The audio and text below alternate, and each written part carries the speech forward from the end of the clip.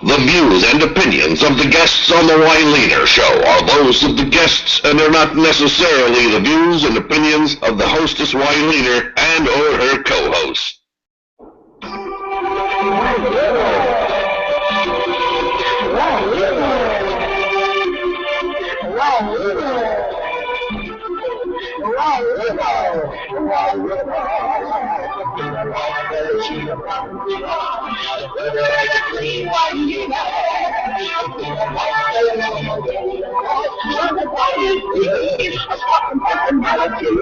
She's always dealing with reality.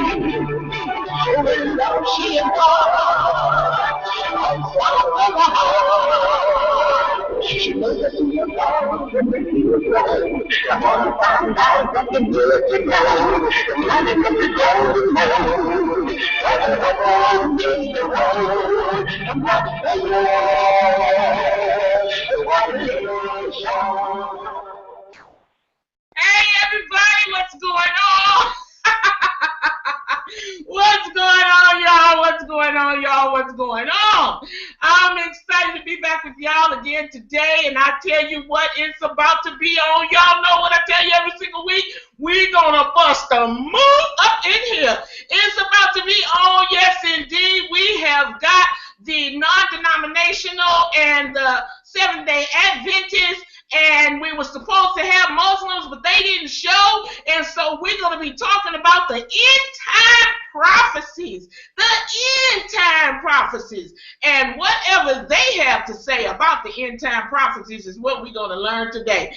I don't know. I tell you what, I don't know. I don't know what they're going to tell us. I don't know what they're going to share with us. But whatever it is, we are going to be listening to it. And y'all know who I am.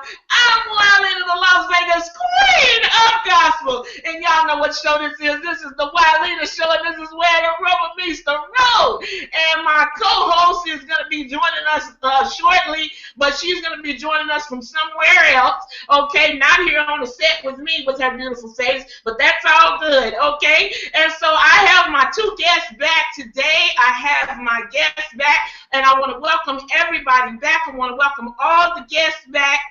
Both of the guests back, and then I want to welcome all the viewers, everybody who is watching out there on WyleanerTVShow.com, and everybody who is listening out there on Spreaker, everybody who's watching on YouTube Live, everybody who's watching on Google Hangout, Tumblr, all our Facebook fans, everybody who is watching out there in Pakistan.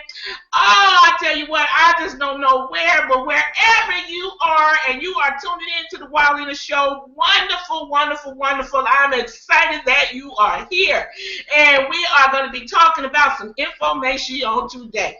But I want to take just a second out here, just one quick second out. I got to say happy birthday to you, happy birthday to you, happy birthday, dear Charles, my husband. Happy birthday to you. Today is my husband's birthday, and I just want to give a shout out to him and say happy birthday, Sir Charles. Okay, it is his, and I'm not gonna tell y'all how old he is, but he old. He pretty old. He got him a young woman. I always tell him all the time, boy, you're robbing the cradle, okay? So anyway, I'll tell you what, y'all, we're going to take a quick break, you know, because we got to run and pay a few bills here. But we're going to take a quick break, and I'll tell you what, y'all know what's going to happen when we come back. When we come back, the rubber is going to meet the road. We'll see you in just a minute.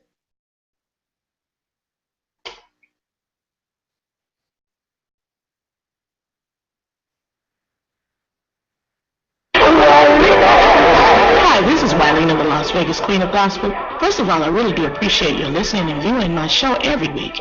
I would greatly appreciate your financial assistance as well to keep my show on the air. Please just make some type of contribution. $5, $10, $20, $50, $100 or more, whatever you desire. Please log on to www.WyleanerTVShow.com and click the pay button, or please send your check or money order to Wyleaner, that's spelled W-Y-L-E-A-N-E-R,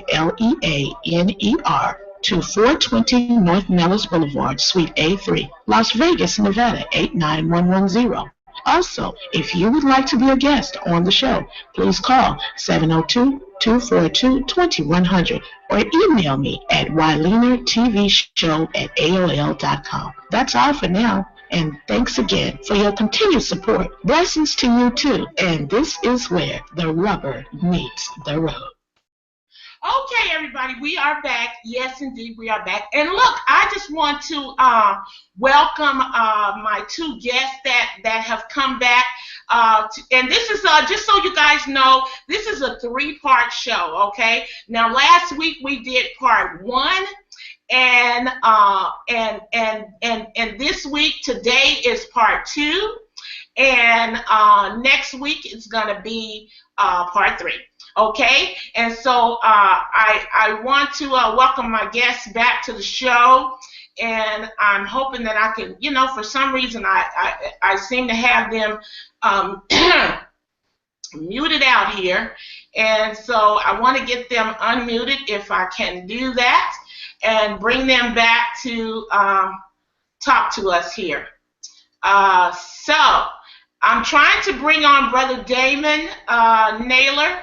And it looks like, Brother Damon, it looks like you're muted, and I'm not sure how we're gonna get you unmuted here. I hate this. Okay, there we go. There we go. Brother Naylor, how are you? I'm fine. How are you? I'm doing absolutely marvelous, and thank you so much for joining us again today. How was your week? I had a blessed week. I'm very happy. God is good, and things are going very well. So we had a great week, and we're glad to be back with you again today. Okay, wonderful, and I'm excited to have you back. I think it's wonderful that you took time out of your very busy schedule to come back and join us once again. And so we also have, we're looking forward to what you're going to be sharing with us today, okay? And I just know it's going to be awesome. All right. Awesome. So look, I want to welcome my other guest here. And that is Dr. Ruhling, and we have Dr. Ruhling muted too, and I'm trying to unmute him, and it doesn't seem like he's getting unmuted here for some reason. Okay, so Dr. Ruhling, are you with me?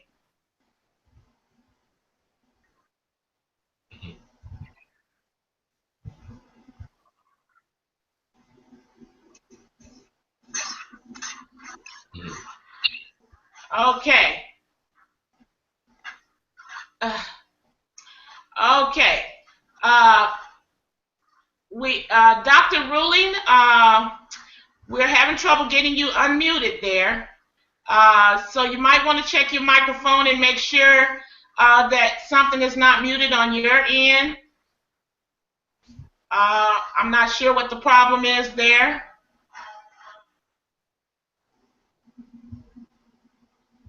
And he's trying to talk. Okay, there we go. Dr. Ruhling, are you with us? Yes.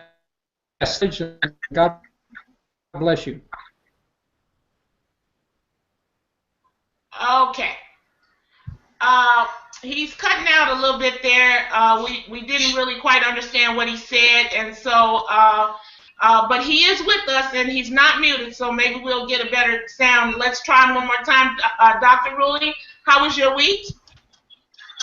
My week was fine, Ms. Myliner. It's good to be with you. It's a privilege. Thank you. I appreciate Damien and his sweet Christian spirit as well. Looking forward to talking with you about prophecy. So go right ahead. All righty then. Wonderful, wonderful.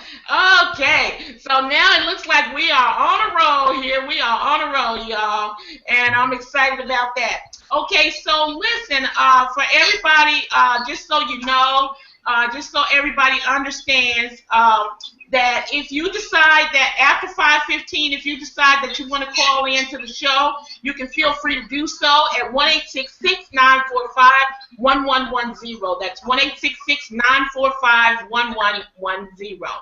Okay, and you can also call 702-527-4471. That's 702-527-4471. And the phone lines do not open until 5:15. So we're going to get this conversation going here. But once again, when you call into the Wallina Show, you make sure that you speak to my guests with respect. And because if you do not, if you get called in, tripping and potato chipping and all that kind of crazy stuff, I'm going to introduce you what I call a brand new click. And that's hang up the phone on you. Okay? All right. So for the most part, when you call in, make sure that you let us know what city and state you're calling from and give us your first name, and we'll be excited to hear what questions that you have. And if you have a headset, you can stay on the line with us. If you do not have a headset and your speakers are outside speakers, then you will need to ask your question and hang up and take your answer off the air. Okay? All right. So listen, guys, last week, we did a video presentation and we discussed that. But at the end of the show, when we went off the air, the last question that I asked you guys was, is there any reason that the prophecy of Daniel 2 was revealed by way of a statue? So I would like to pick back up with that, and then of course, we will move on to the next question, but I just kind of want to pick up right there, and then, that way you'll be able to go right ahead and reiterate what you said last week, and then we'll move forward. So I'll start with Dr. Ruhling. I asked the question at the end of the show last week, is there any reason that the prophecy of Daniel 2 was revealed by way of a statue? What is your answer to that, please? I agree with Brother Damien from last week that they represent the four kingdoms: Babylon, Medo, Persia, Greece, and Rome, by the head of gold, chest of silver, thighs of brass, and legs of iron. The feet of iron and clay after the legs of iron, Rome kingdom, suggests that Europe would not be a kingdom until a stone comes and crashes that image. And that is the interpretation. Verse 44 says, in the days of these kingdom. And I believe that's his end-time kingdom, which is impending. Israel made a covenant. They became his kingdom, and we look forward to something like happened in Egypt, and going to make a covenant as they did to become his end-time kingdom. Thank you. Okay. Thank you very much, Dr. Ruhling, for that. And we're going to go immediately to Brother Damon. And Brother Damon, what was your answer to that question? Okay, just piggybacking with Dr. Ruhling, we said there was gold, which was Babylon, then there was silver, which was the Medes and Persians, then there was brass, which was the Grecian Empire of Greece, and then the fourth kingdom was the silver and the clay, the iron and the clay. And that represents the fourth and final kingdom, and that was represented with the toes, which is indicative of 10 independent nations basically ruling as one, and they'll be led by the beast. But that's how you categorize the statue: the gold, the silver, the brass, and then the iron. Oh, okay. All right. Thank you, Brother Damon, for that. I appreciate you sharing that information as well. Okay, so what I want to say, guys, we were supposed to have Muslims on, okay, and the Muslims didn't show. So we still wanted to have somewhat of a discussion in relation to them, because it appears that some of this end-time prophecy has something to do with them. And so I was looking forward to them coming on the show and actually speaking their point of view on the end-time prophecy. But since they're not here, we're still going to move forward, because there's a lot of information out there that needs to be shared one way or another. And if they can't come on and share it themselves, then we're just going to put it out there however we have to put it out there, okay? And hopefully maybe they'll come on at another date and call us to the carpet, You know, I don't care. It don't bother me none, because this is where the rubber meets the road right here. You can call me to the carpet and get ready, Jack. You know, it's all good. Okay, so I have come across some information here that is in relation to, that has to do with 4 horsemen. So I want to have a discussion with you guys about the 4 horsemen. First of all, just a yes or no is all I want from you right now. Just a yes or no. Are you familiar with the 4 horsemen, Dr. Ruhling? Yes. Yes. The 4 horsemen represent, in the Bible, horses were used for war or militancy. Just yes or no, Yes, Dr. yes, Ruhling? I'm familiar. Yes. Okay, so Brother Damon, yes or no, are you familiar with the 4 horsemen? Yes. Okay, all right. So with that being said, I want to move into this discussion about the 4 horsemen. But I think what I want to ask you guys, do the Muslims have a specific role in the end times? And is this in relation to this 4 horsemen that we're going to be discussing? Because there's different colors of horses here, and I'm curious as to know what these colors mean and why they are colored, and you know, that type of thing. But Brother Damon, does the Muslims have a specific role in the end times as far as your studies are concerned? Are you familiar with that? Well, as far as the 4 horsemen are concerned, none of those are connected to Islam or the Muslim faith. The 4 horsemen is kind of different, and it spans the globe, but it's not indicative or specifically tailored towards the Muslim faith. Now, I've heard that, I guess, as far as the Christian aspect and the truth, it wouldn't be, but I've heard that, I guess, some of their prophecies, they feel as though the first horse is the beast or their leader in some teachings. But from a biblical standpoint and a Christian standpoint, the first horseman is actually Jesus. And so that's basically the only horseman that they feel is indicative of representing that faith, because they feel as though that's the one that comes and takes over and rules and conquers and vanquishes his opponents. But that's the, like I said, that's the only, you know, allusion there that's alluded to as far as the Islamic faith with the horsemen. Okay. Okay, well, thank you very much for sharing that, Brother Damon. I really do appreciate it. And it looks like my co-host has joined us. She's joining us from afar. And now where, I couldn't tell you, but she's not getting here by me. Okay, that's all I can tell you. And I hear a little noise in her background, so that lets me know that she's with us. Okay. So what I want to do is welcome Miss Amy to the show, the voice of her generation. Miss Amy, how are you? I am absolutely wonderful. How are you? I miss you. Mwah, mwah, mwah. I know you miss me. Okay. Now see, there she goes. She trying to spread all this love. You know, yeah. Okay, fine. I miss you, girl. You know I miss you, girl. Yes, indeed, I really do.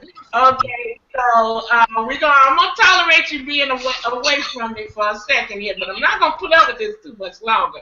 Okay, just so you know.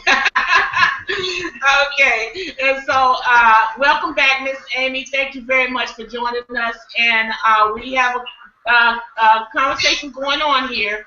I want to share this information, and then I'm going to allow Dr. Ruhling to chime in when I share this. So listen closely, guys. 4 horsemen of the apocalypse. The 9/11 terrorist attacks were expected to have a negative impact on the religion of Islam. However, the exposure actually resulted in an increase in conversion. Some have predicted that all of Europe will be Islamic by 2040. Many of the flags of Islam countries are predominantly green. In symbolic terms, it was said that the fear of dream, Islam color, has replaced the fear of red, communism color. If you had to guess the religion of a suicide bomber when you hear about it, what religion would you guess? And we're going to take that to Dr. Ruhling. Dr. Ruhling, I would like for you to chime in on that, please. Well, of course, we do believe that the suicide bombers are largely done by jihad and Islam.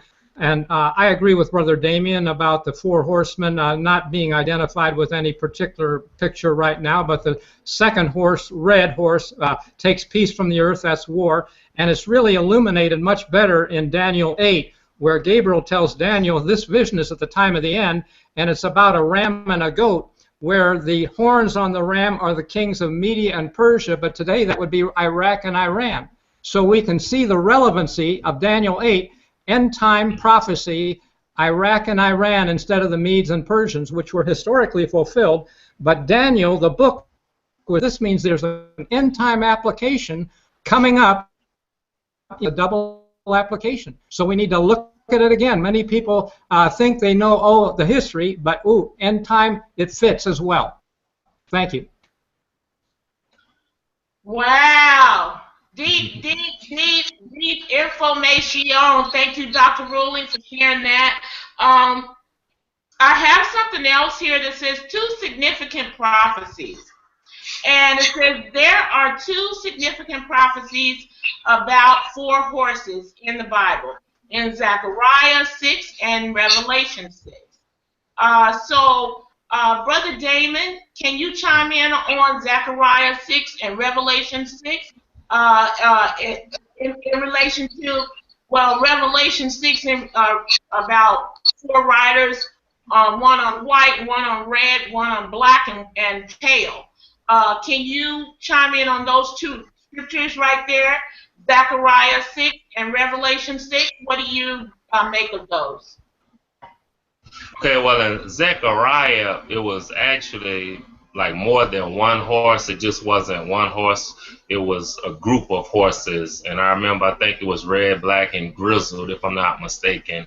But that was a totally different scenario. It's actually not connected to the Revelation 6 horsemen, which, like I say, is totally different. The ones in Revelation, all of them are principalities or angelic beings, and like I said, it's a totally different scenario because they're dedicated or they go to a certain part of the earth and they have certain functions or certain activities. Like Dr. Ruhling mentioned, the red one's the Prince of War, the first one the Prince of Peace, then we have the Prince of the Pit, then we have the Princes of Death and Hell. So that prophecy or dealing with the Revelation 6 is kind of different from the ones we see in Zechariah. It's not the same. It's different. Okay. Thank you very much, Brother Damon. Dr. Ruhling, do you believe that there are signs of the times that are unique just to our day, Dr. Ruhling? I see 5 when-then signs from last year. Like when they say peace and safety, sudden destruction is coming. That's in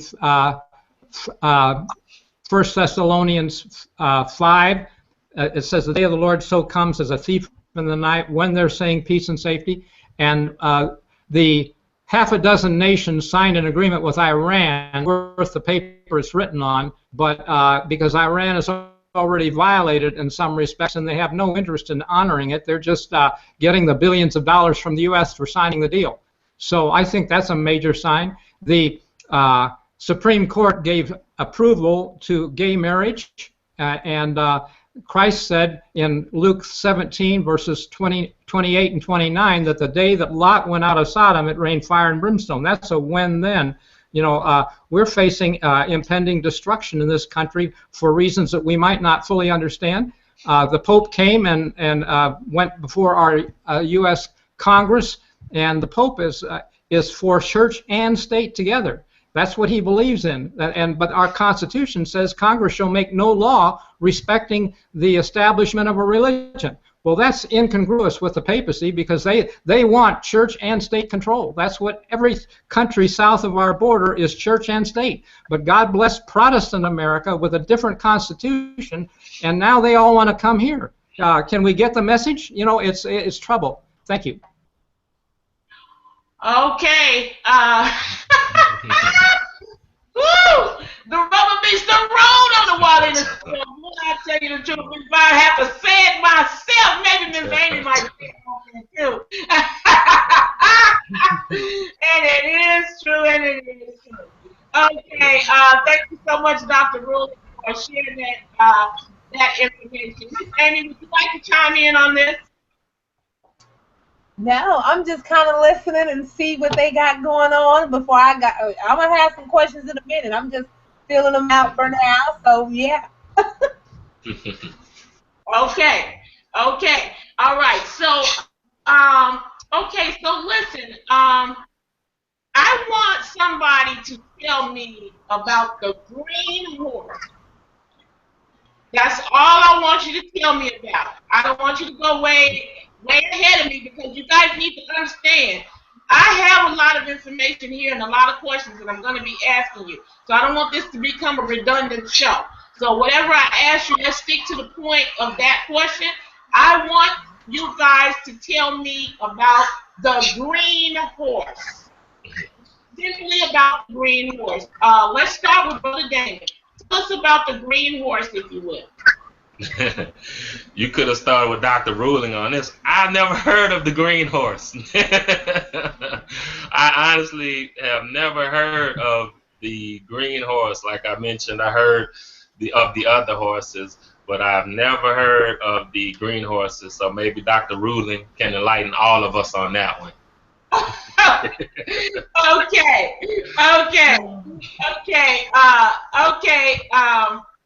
Okay, brother Damon, I appreciate your honesty. And of course, you already know, being a previous guest on the Wallina Show, honesty is the best policy. Yes. Okay, so let's go and see if Dr. Ruhling can tell us strictly about the green horse. Nothing else, Dr. Ruhling, just the green horse. Tell us, what is the green horse, or, you know, what is this green horse? And if you don't know, just tell me you don't know, and then I'm going to share some information with you guys. Dr. Ruhling? Some translations call it the 8 of Revelation 6. It's the fourth horse that has the title of death and hell. Horses mean a message of truth. The white horse, there is war, famine, and pestilence. War by the red horse, famine because there's a measure of wheat for a penny, 2 measures of barley for a penny. But the pestilence is the disease that comes, and that will be a famine when you don't have food to eat. And these horses had a overview for hundreds of years, from the time of Roman persecution to famine, and then the bubonic plague and the Black Death that roamed Europe during the time of the papacy. I believe that papal supremacy was featured with smallpox, bubonic plague, the Black Death, and so on. So that's my view of the pale horse during the time of papal supremacy. Well, Dr. Ruhling, kudos to you. You go, Dr. Ruhling. Kudos to you. I mean, yeah, now that's off the chain, because Dr. Ruhling, you are absolutely correct. That is exactly what I found to be true. I'm going to mute some mics here because I'm hearing background noise. That is what I found absolutely to be true, and that is exactly what you said. That is that pale horse, Brother Damon. Okay. And the fourth horse is what it is. And Dr. Ruling was just totally right on point. Okay. Thank you very much, Dr. Ruling, for sharing that and bringing it to light for us. Brother Damon, you know you always learn something new on the Wiley Show. Yes. Yes, indeed. Okay, I want to share something else, and then I'm going to go to you again, Brother Damon. Now, Miss Amy, if you decide that you want to chime in, you can just wave at me or something, and I'll know that you got a question. Okay. So the mark of Islam, death. The green horse is marked by death. Islam is associated around the world with the nearly 3,000 deaths in the 9/11 World Trade Center attacks and the over 22,594 deadly terror attacks around the world since that time.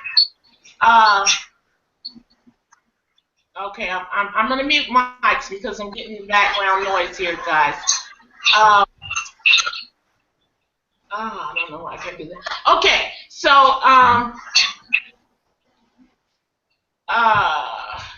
Iranian President Hassan Rouhani, as well as his predecessors, Muhammad, I can't pronounce these names, Ahmadinejad, I believe, have clearly declared that if Iran develops a nuclear bomb, they will use it to wipe Israel off the map. In addition to wiping Israel off the map, Iran is the world's biggest sponsor of terror. And I just want to stop right there, and I want to, Brother Damon, I want to allow you to chime in on just that little tidbit of what I share with you. What are you getting from that? And take us somewhere on that. Okay, well, when you look at it, it's basically all setting up and aligning with that final kingdom prophecy where it talked about how it was iron and it was very terrible, very aggressive. And when you look at the basic tenets of Islam, it's a very aggressive and terroristic faith, and they believe in ruling by force. And we kind of touched on it last week where we talked about how, you know, there's going to come a time where you will either convert to Islam or be beheaded. And when you look at it, these people are prepared to just destroy, harm, kill, and do whatever it takes to establish their global reign of their faith and their religion. And it's going to really intensify once the Mahdi or their awaited supreme ruler comes. And so when we analyze all of these different things that are going on with Islam, with Iran and the arms race and the signing of the treaty and all of that stuff, then all of this is just preparing us and setting up that final stage for this fourth and final kingdom that's going to reign over the earth. But yes, ma'am, all of this is just going in line with the prophecy, in line with the Islamic prophecies and their desire to rule the earth with Islam. Woo! Wow! Boy, I tell you, you guys are a piece of work. You guys are a piece of work. Woo! Yeah. I mean, to tell you, literally, sometimes you guys are really talking over my head. So just so you know, everybody that's out there watching on WileyTheTVShow.com and wherever else you're watching the show, believe me, I learn on the Wiley Show too. I do a little, you know, putting a few words out there and teach a few people a few things, but then I also learn something too. Okay? And so I'm going to go over here to Dr. Ruling because Dr. Ruling, I want to ask you something different. Okay? And then, of course, if you want to elaborate on what Brother Damon just said, that's okay too. But I want to ask you, Dr. Ruling, which one came first, the Bible or the Quran? The Bible came first. It was 121 says, "Holy men of God spake as they were moved," and this was the time of Moses, around 1400 BC, before Christ. Islam came around 600 AD after Christ. The Bible came first, and what I want to share, I think, Muslims think that Abraham was asked to sacrifice his son Ishmael. The Bible says it was Isaac, and I think we can prove the true Holy Book from what really happens. Spared by the Daniel 8, and you see a ram that gets clobbered, and the horns on the ram are Iraq and Iran, or Medes and Persians. So the ram that's being Islam, militant Islam, as the description says, to Europe, and it will get stomped and broken by this goat that flies from the west, and it says in the King James that it comes from the face of the whole earth. That's a global coalition. Desert Storm came from South America, Canada, Bosnia, Korea, Australia, all over. Alexander the Great didn't come from the face of the whole earth. He came from Grecia. So there's a double application here, and it also says the goat touched not the ground. Alexander the Great didn't have airplanes, but we do, okay? And so in the end, a goat stomping and clobbering a ram, Medes and Persians are now Iraq and Iran, and I think Iran is going to do something stupid with Jerusalem. I believe even 2 weeks. Okay, hold on. Stop, hold it. Okay, hold on, Dr. Ruling. Hold on, Dr. Ruling. That's good. Stop right there. Okay, so listen. I have to stop Dr. Ruling because he get a little excited and he be ready to go. He run a month on a sister. Okay, so Dr. Ruling, I have to call you. I have to stop you for a minute because you be gone already. Okay, so I'm trying to see, Miss Amy, are you trying to chime in on this? Yes, I noticed that he stated something that I had never heard, so I was actually intrigued. He mentioned that in the Quran they said that it was Ishmael that was actually who was supposed to be sacrificed and not Isaac. I had never heard that, so I'm just excited that I learned something different. I'm going to have to go research that and see what that's about. You know what, you guys, everybody, you know what I love about my co-host? Go find out. What I love about my co-host is the fact that she always admits that she's learning something. Every time she's on the Wiley show, she's always letting everybody know, hey, look, you guys, I just learned something else. So I love that about Miss Amy. She just puts it out there and lets everybody know, hey, I'm learning again every day on the Wiley show. So we got to bust a move and make sure that everybody is continuously learning. Okay? All right. So what I want to ask, I want to go back to the Roman Empire. Okay, I want to go back to this. Okay, so my question to you guys, and I'm going to give it to Brother Damon first, and then Dr. Ruling, you will get the same question next, right after Brother Damon. Okay, are the 10 mixed toes of iron and clay the old Roman Empire, which had 10 nations before it fell, or the future empire of the Antichrist? Brother Damon. It's the future empire of the Antichrist. Now, some people hold that perspective, or they feel as though that's what it represented. but it couldn't have because Daniel only saw the 4 kingdoms, and so the 3 had already passed, and so there was only 1 left. And if the Roman Empire was that one, that would mean that the rest of the prophecies would have had to come to pass. As a result, that has to be the final kingdom for later, and not the Holy Roman Empire that is done away with now. Now, I do believe this, you know, the Holy Roman Empire was very vast. It was a huge empire, and many of the countries that are going to unite with this 10-king system will probably be countries that were a part of that system, but it's not going to be that exact same system that existed back then. Okay. So what I'm going to do is I thank you, Brother Damon, for your point of view on that question. And I would like to give the same exact question to Dr. Ruhling. I want to see if he's on the same page with you or if he has a different point of view.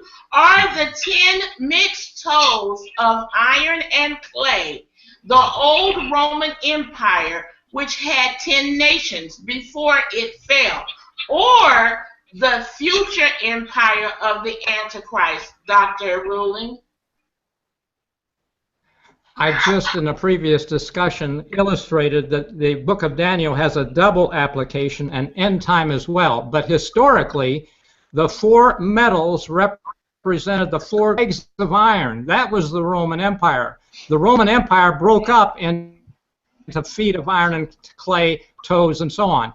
And that is also represented in Daniel 7 with the 10 horns that grew out of that dragon-like beast, the 4th beast of Daniel 7. And then the papacy grew up as a little horn out of it uprooted 3 horns. But the little horn, the Protestant reformers all held in common the view that the papacy was the little horn that persecuted the saints, changed times and laws like the commandments, and had the power for times and part of a time, 1,260 years, from 538 to 1798 when Napoleon took the Pope prisoner. And that was the end of that time period. So, but I do see a double application in the end time as well, with the papacy, a little horn becoming very great, and we see that in Daniel 8 as well. A little horn becomes very great after our U.S. great horn breaks. Okay. So I really, Dr. Ruhling, I think you kind of lost me a little bit. You know, I mean, I get lost easy sometimes, so don't let that bother you. But what I'm trying to find out is, do you agree or do you disagree with what Brother Damon just said? I disagree slightly because I see a historic application of Babylon, Media, Persia, Greece, to Rome, and then after Rome, Charlemagne, Hitler, and other people tried to unite Europe, but it was partly strong, partly weak. Iron and clay representing the efforts to unite Europe, even through marriage, but it couldn't happen until the Stone Kingdom comes down and smites the image, and I believe that's impending and incipient for the end times. Okay.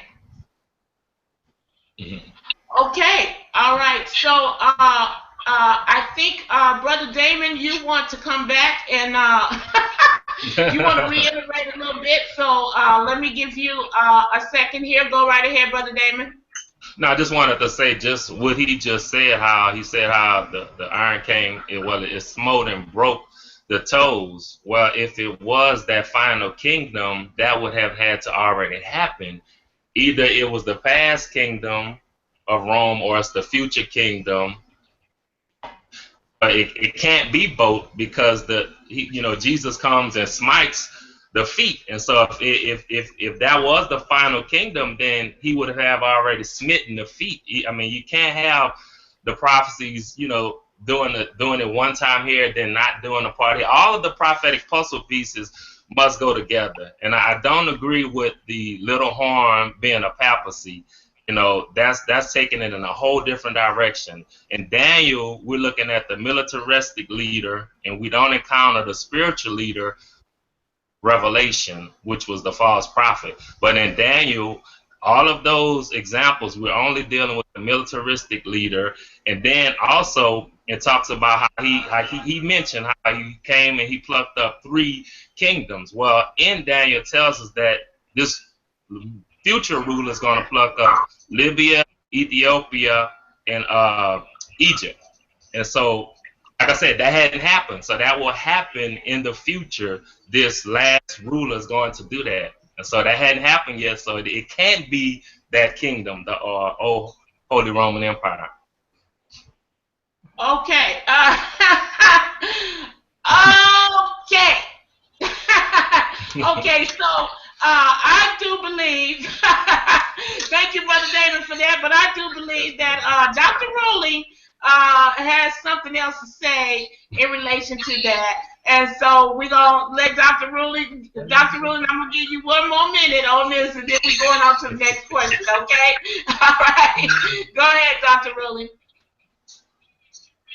The visions are progressive, and they unfold more and more detail, so that from Daniel 7, you have a lion, a bear, a leopard, and a dragon-like beast. But in Revelation 13, you have a composite, mouth like a lion, feet like a bear, looks like a leopard, 7 heads and 10 horns from Daniel 7. All the early Americans believed that was the papacy. It had a deadly wound. The deadly wound is almost healed in verse 3 and 4. You know, every living president bowed before the casket of a dead pope over there, John Paul. And we are seeing, and the lamb-like beast that look alike to that old papacy. It's New World Order. That was Old World Order. Papacy was Old World Order. We're making a new. Because to ride and drive and control that beast in Revelation 17, we see a harlot riding a beast, and the description is like Revelation 13. So, and it's clear from Revelation 17 that that is the papacy. And it says the harlot has committed fornication with the kings of this earth. That's governments, a church involved with governments. That's the only one that is. It's dressed in scarlet. That's the color of cardinals. It's decked in gold, wealthy church. And it says drunken with the blood of saints. And her name is Babylon, mother of harlots. Well, it's a mother church. And the harlots are the ones that no longer protest her. So that is the overlooked is the clear Antichrist. They hate Christians, but the overlooked Antichrist in vicar, forgive sins, etc. Okay, and just pay the priest. That is the overlooked Antichrist. Islam is out of the way. Thank you. Okay.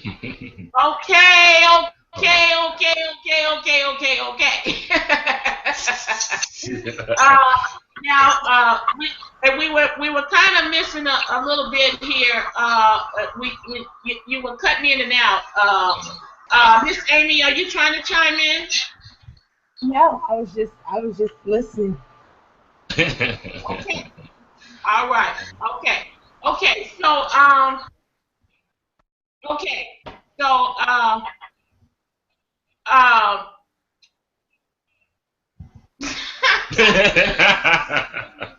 Dr. Ruhling, he just be kind of throwing me a little bit, you know. He really do. I mean, he got so much knowledge packed up in his head of his. You know, he's so overwhelming. You know, he's all out to us, and Dr. Ruhling, some of us just can't handle it. You're pretty deep for us right now. So I have another question here, and the question is, do you believe, and this is going to be Brother Damon, do you believe the development of the European Union is a fulfillment of end-time prophecy?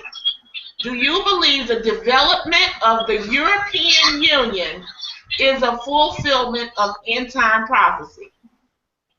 Yes, I do, in that the entire world has to unite. That's a part of the prophecy, the New World Order, or, you know, everything has to be set up and basically globalized in one, so that the Antichrist could come in and have access to rule everywhere. And so the European Union is a puzzle piece, is an important prophetic puzzle piece in that globalization and unification of the whole world. And yes, I do believe that. Also, with them creating their own currency, that's all pointing towards the mark of the beast, where we're going to have a unified currency, and you won't be able to buy or sell unless you have the mark, the number, the name, and all of that stuff. So yes, I believe it is a part of the end time prophecy in globalizing and unifying all of the countries, basically, so everybody could be on one accord.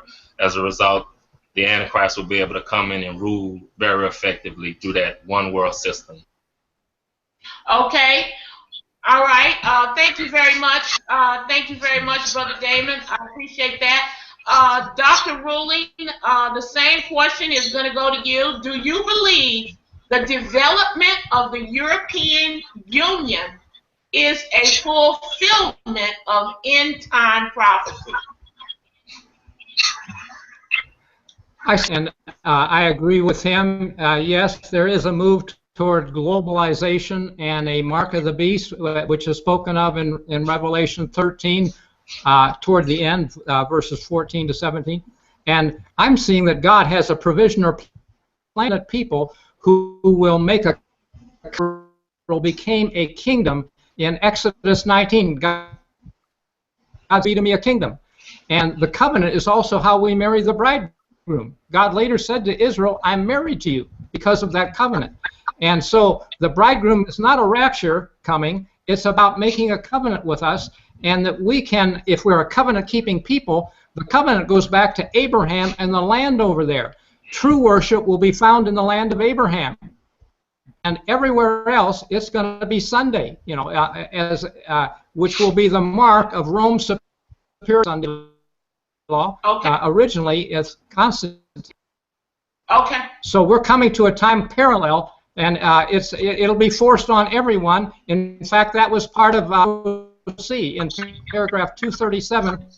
If you can go online and search .OC, number 237, you'll see Sunday right there.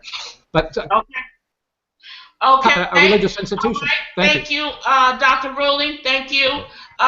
So listen, guys, time is winding down. Believe it or not, you have so much fun on the Wildina Show. Time to go.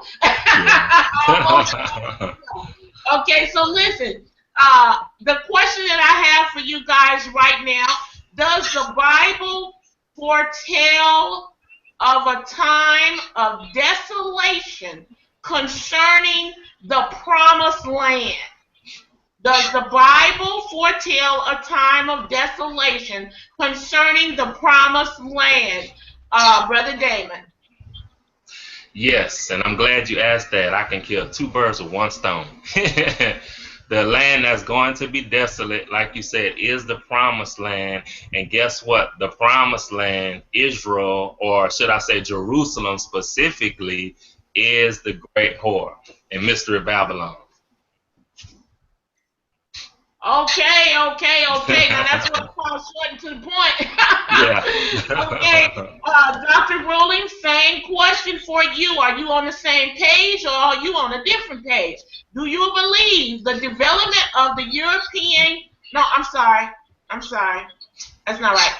Does the Bible foretell of a time of desolation concerning the promised land?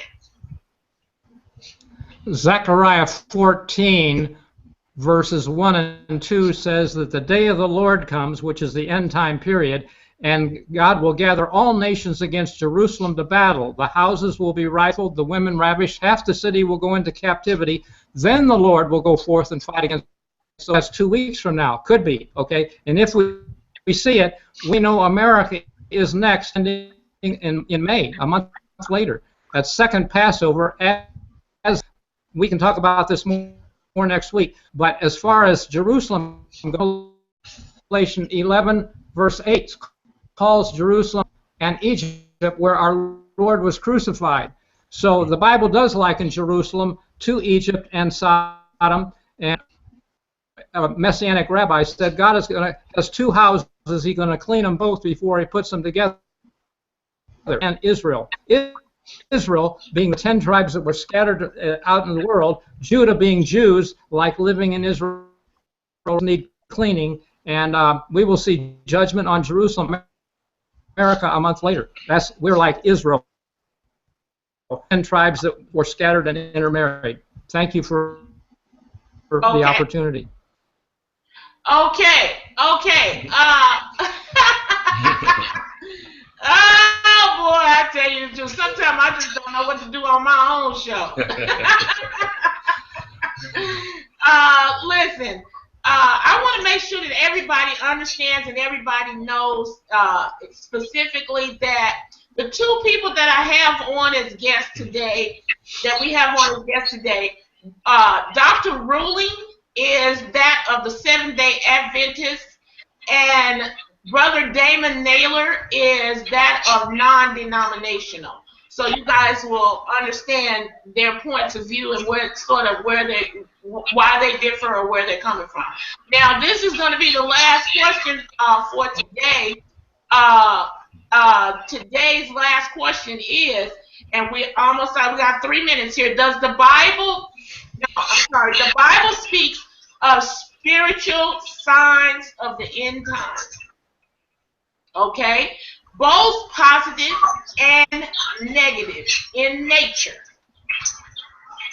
Which do you consider to be the most important, and why? I need you to stick to the question. We only got 3 minutes left. The Bible speaks of spiritual signs of the end times, both positive and negative in nature. Okay? Which do you consider the most important, and why, Dr. Ruhling? Christ said, when you see the abomination of desolation spoken of by Daniel the prophet, that is first found in Daniel 8, and it does refer to the papacy, and we had the papacy and the Pope come here this past year, and it was on the Day of Atonement, and the timelines fit it with high significance. So I think that's one of the most important signs. If we understood it better, we don't have time to talk about it. Maybe next week we could, but thank you very much for the opportunity. I do not represent the Seventh-day Adventist Church. I consider the church in apostasy. I believe every toward unity with Rome, and there'll be individuals coming out to make up God's composite church that are willing to stand on their own without their leaders, because the leaders are, according to Revelation, blind and naked, and they have the door shut. Those or messenger of the churches, not to the churches, but to the messenger of the church, which is the leadership. Thank you. Okay. Dr. Ruhling, yeah. I stand corrected. We got 1 minute left. Looks like Brother Damon, you will not be able to chime in on that. You will have to come back next week and chime in on that. But I guess I stand corrected because Dr. Ruhling, I was under the impression from your information that you presented to me that you were either Seventh-day Adventist or previously Seventh-day Adventist. And we got a lot of staff in here. I was under that impression, Dr. Ruhling. But we don't have time to talk about it. You will have to clarify that with us next week because we were thinking that you were on Seventh-day Adventist in. Listen, everybody, we got to get ready to get up here. Okay, y'all know what show this is, and I'll tell you what, Miss Amy has been pretty quiet over there. She hasn't had much to say, but I guess she'll do more talking when she's sitting here with me, I'm sure, and she over there smiling and carrying on. But anyway, listen, everybody, we have got to roll up out of here. Y'all know this is what we've been talking about, and we're going to be back next week for part 3, and we will have our same guest back with us next week. We'll have our same guest back with us next week. And okay, so listen, we gotta get up out of here, y'all. And y'all know who I am. I'm Wileen of the Las Vegas Queen of Gospel. And Miss Amy is over there. She's the voice of our generation. And I'll tell you what, we're gonna see you next week. Okay, we're gonna see you next week, y'all. We'll see you next week. Okay? Roll me the roll.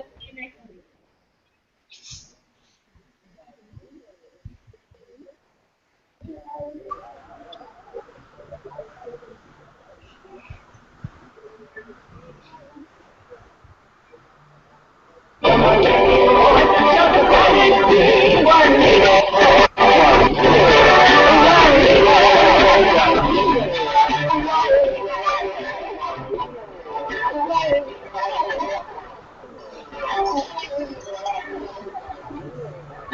Amen.